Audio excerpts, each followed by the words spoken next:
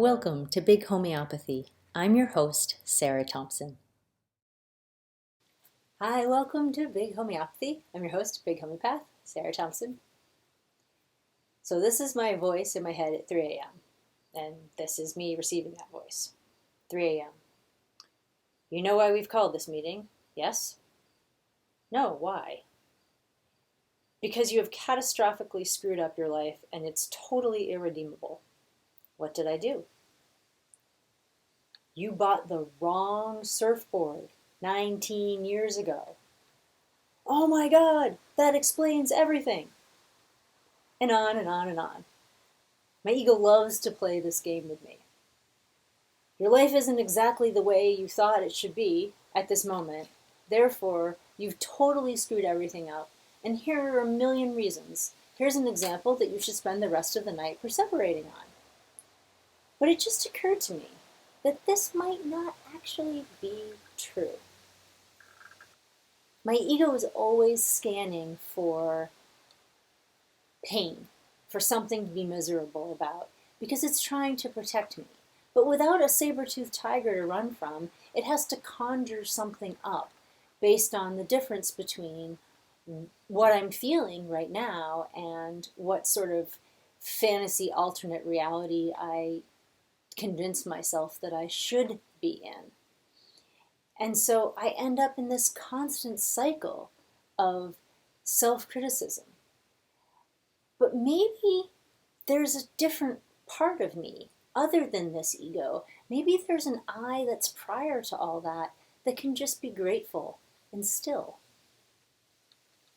I do have a surfboard that I bought 19 years ago. Here's the story. I wasn't a surfer then. I'm not a surfer now. I probably will never be a surfer. But my boyfriend surfed. My roommate surfed. Surfing looked cool. I had plenty of disposable income. So I made a picture in my mind of what a surfboard should be like for me. And I went out and I ordered it. And then I started to try to learn to surf. Couple of things. The ocean in New Hampshire is freezing cold, and the surfing season starts in earnest in the fall. Also, it turns out that an 8-foot board is a little short to try to learn on when you really don't have any skill or aptitude or any idea what you're doing. So my mission was this.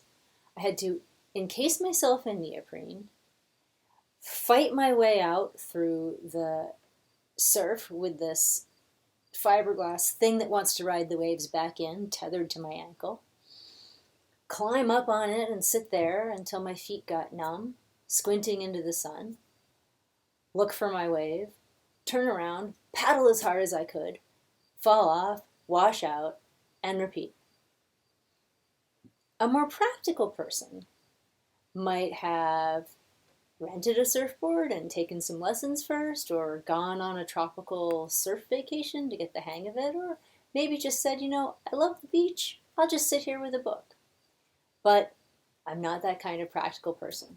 So here I am, 19 years later, trying to sell this surfboard on Craigslist that I've hardly used. It's hardly been in the water a few dozen times. What does it mean to learn from mistakes? For most of my life, I've thought that it meant if something in my present isn't meeting the expectations that I had for it, then I need to look at what I did to get here and never do that thing again. I know that's contrary to the truism of if at first you don't succeed, try again. But my ego is constantly trying to protect me from the pain of this discomfort instead of just not attaching to it. What does it mean to have all of these things in my past that I've done and to have a present that I convince myself is different than the present that I'm supposed to have? It's easy to run through the inventory of my past decisions and find explanations and examples for what I've done wrong. But maybe that's the wrong way to think about it. Maybe it's not what's happening now that's important, but what was the thought process that went into that decision? Is it actually what I did that was the mistake? Or is the problem the way I'm looking at it now? For 99% of my life, I just assumed it was the first clause. But I'm beginning to think that actually it might be the second that's the cause of my suffering. Because here's a totally different way of looking at learning, or not really, to surf. Conjure up a romantic vision of what it would look like to try an exciting new sport. Go out and acquire gear for that sport, which I could afford to do. Don all that gear and take it down to my favorite place on the earth, which is the sea. Not die submerging myself in 40-degree water. Pretend to be a seal for a couple of hours. Feel the power and thrum of riding the board as a bodyboard out of the wash at the end of whatever amount of exhaustion I can handle. Feel that good tiredness of braving the elements and physical exertion. Get out, have comfort food, pat myself on the back for getting out there, and hang out with my friends for the rest of the day. That makes it a success. It's because we've gone for the adventure, John said. That's why we have all these things. The farmhouse and the big boat and the bigger boat and the little boat and the littler boat and the surfboard and the beautiful suits are not tombstones in the cemetery of my past. They're trophies in the cabinet of my endeavors.